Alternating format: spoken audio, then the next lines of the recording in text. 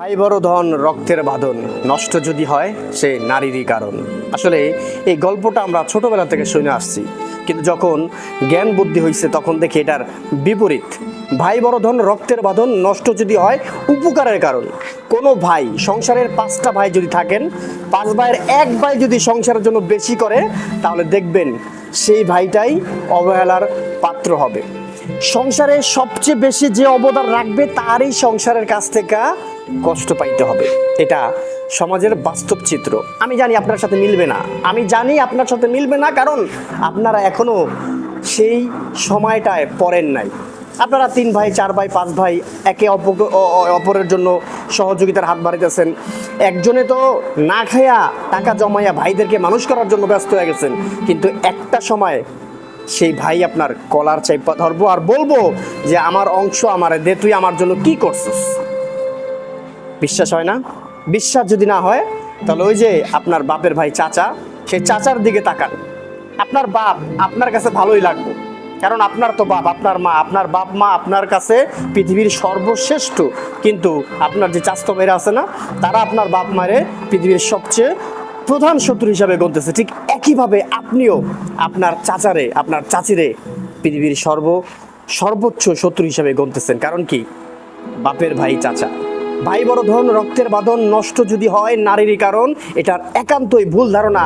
আপনি আপনারা দিয়ে খুঁজে পাবেন না, পাইবেন আপন মায়ের পেটের ভাই। আপনার বাপ চাচারা কিন্তু তারা আপন মায়ের পেটের ভাই ছিল।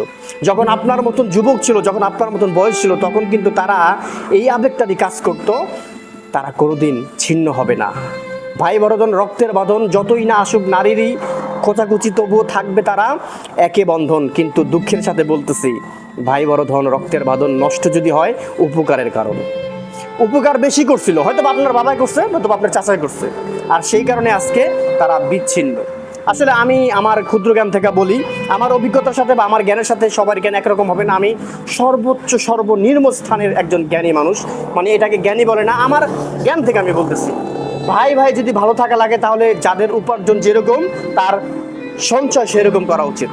আপনার উপার্জন বেশি, আপনি সঞ্চয় বেশি করেন। আরে ভাই, এটা দুনিয়া না। একটা সন্তান জন্ম দেওয়ার পরে তারে স্বাবলম্বী করা পর্যন্ত, তার 18 বছর বয়স হওয়া পর্যন্ত আমি মনে করি যে একটা বাবার তার দায়িত্ব। তার 18 বছর বয়স হয়েছে, তার শিখাও 18 বছর আগে থেকে যে 18 বছর হইলেই তোমার কামাই করা লাগবো, তোমার চিন্তা তোমার করা লাগবে, তোমার ভবিষ্যৎ তোমার করা লাগবে। এটা না যে আমি তোমার গাধার মতন খাইটটা মানুষ করবো, তুমি আবার গাধার মতন খাইটটা আমারে খাওয়াইবা। মানে কি? আপনি আমার কথাটা জানি না কতটুকু বুঝতেছেন। আমি যেটা বোঝাতে চাই, এটা আমাদের বাংলাদেশের কালচার যে আমি আমার বাবা আমারে বড় করছে এবং কি আমি বাপ মার দায়িত্ব নিব, আমার এই দায়িত্ব নেওয়া লাগবো। হ্যাঁ, এটা ঠিক, এটা অবশ্যই অবশ্যই। কিন্তু আমাদের যদি সামর্থ্য ভালো থাকে তাহলে কারো দায়িত্ব কারো নেওয়া লাগে না। যেমন আমি যখন কামাই শুরু করছি তখন তো যদি আমি আমার নিজে চিন্তা করি, আমি আমার সঞ্চয় করি, তাহলে বৃদ্ধ বয়সে আমার সন্তানের উপরে ডিপেন্ড করে আমার চলা লাগবে এরকম কিন্তু কোনো প্ল্যানিং থাকার দরকার নাই। আমার ছেলের যদি আমি 18 বছর পর থেকে কাজে লাগাই দিই, 18 বছর পর থেকে তার উপার্জনের রাস্তা বের হয়ে যায়, তাহলে তার টাকা দিতে সে চলতে পারবে। যদি তার সব কিছু ভালো থাকে তাহলে বাবার দিতে সমস্যা কি, মায়ের দিতে সমস্যা কি, তার তো আছে। কিন্তু এটা না যে তিনি সব শেষ করে বাপ মারে দিয়ে দিব। ঠিক একইভাবে আপনি আমি আমরা সবাই। তো যাই হোক, এত বেশি পেঁচা আমরা শুধু এতটুকু বলতে চাই, ভাইয়ের সাথে ভাইয়ের সম্পর্ক নষ্ট হয় সেটা নারীর কারণ না। আপনার ভাইয়ের সাথে আপনার সম্পর্ক নষ্ট হয়েছে সেটা আপনার ভাবির কারণ না, বরঞ্চ আপনার কোনো ব্যর্থতা আছে, বরঞ্চ আপনার ভাইয়ের কোনো ব্যর্থতা আছে।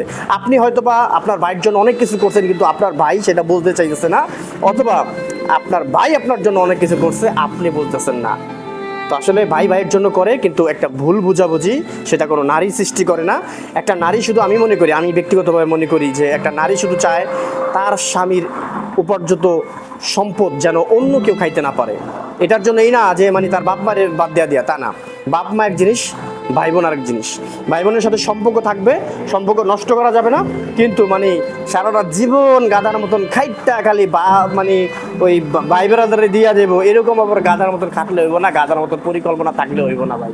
জানি না কি বুঝাইছি, জানি না কি বুঝছেন, শুধু এতটুকু বলতে চাই, ভাই বড় ধন রক্তের বাঁধন রাখতে যদি চাও তাহলে করো নিজের থেকে নিজের উপার্জন।